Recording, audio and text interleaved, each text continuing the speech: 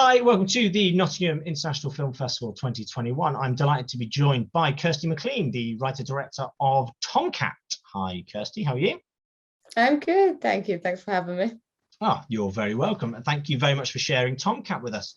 Tell us a little bit about the film. So Tom Cat's a short monologue piece about a woman. She's just come back from a night out and she's kind of processing the sexual assault that happened to her when traveling home. So she's trying to ground what really happened, and the next steps of processing it. Okay. And where does the cat fit into all of this?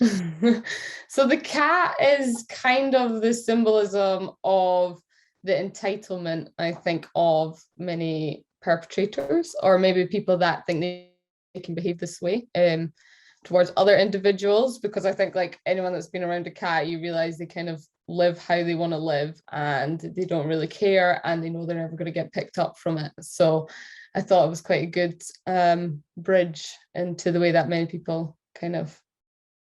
And the film you've shot in 4:3? Yeah. Is that a conscious decision you made to try and kind of make it more personal and bring it in more on the main character?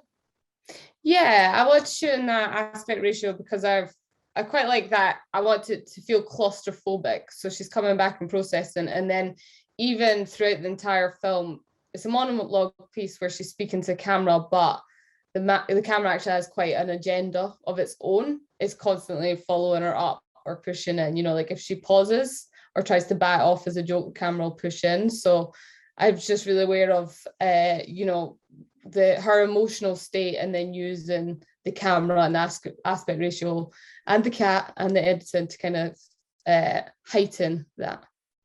And it's got a very distinctive color palette to it as well. When you're watching it, is that something that there was a lot of thought went into the colors? Are they representative of what's happening in the piece as well? The color palette was, I wanted to try and be so the color palette was bringing back the night out with her. So almost like the colors you would see maybe in a bar or in a nightclub. It was that idea of she's just came back from what should be a fun night out, and it's clinging on to her in a way. Okay. I think that comes through. I'm just looking at stills from it now on my other screen, so I keep looking rude and looking over there. Cool. And is it the start of its festival journey? Is this where are you on your festival journey? What's next for the film? Yeah, so this is it's just started off really. So it's this will be the premiere of it at Nottingham Festival, and then it's got a couple more screenings, all in cinemas so far, so none online, which is exciting. So yeah, right at the start of it. Fantastic. You timed it well with getting back out into cinemas then. So was it made during the pandemic or was it pre-pandemic? Yeah, it was made just before the Christmas lockdown again. Right, so okay. We're very lucky. So I think you can feel as well, like the whole film is very intimate, and it was made with maybe about 6 of us. It's a very small crew, very small amount of people that are there. Basically just because I think like many filmmakers I was just itching to make something. So it was, we're going to make set in one room safely with minimal people. And that was it. One cast member and a cat. There you go. And obviously, when you've got something like a monologue, you're very reliant on the strength of the lead actor. How did you find the lead? And did you know her already, or did you go through a casting process? Yeah. So Adiza, I was in a play with my flatmate, who's an actor as well. So in Scotland, it's quite a nice small creative hub. You'll always know someone that knows someone.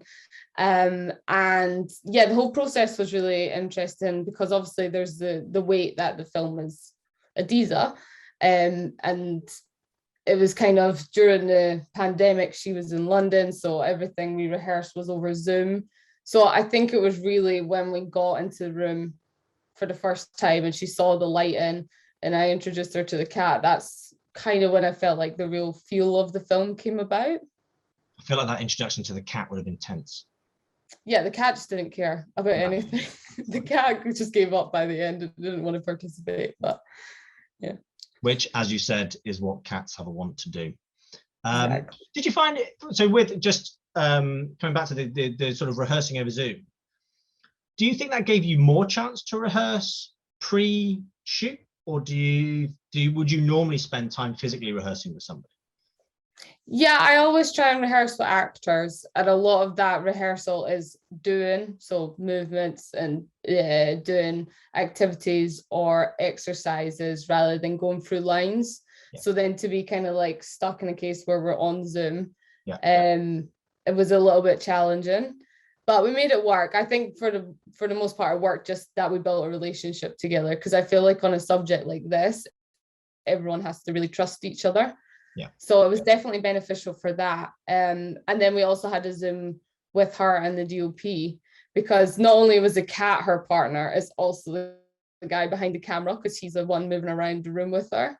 Yeah. So it worked well for that as well. So what's next for you?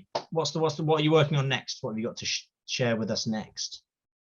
So I'll be filming a short all set in a car next, so an even tighter space. With one person on a phone call. So yeah, and that's the first script I'll be working with that I haven't written. It was written by my friend Nilufer Khan, who you should look up, which is great.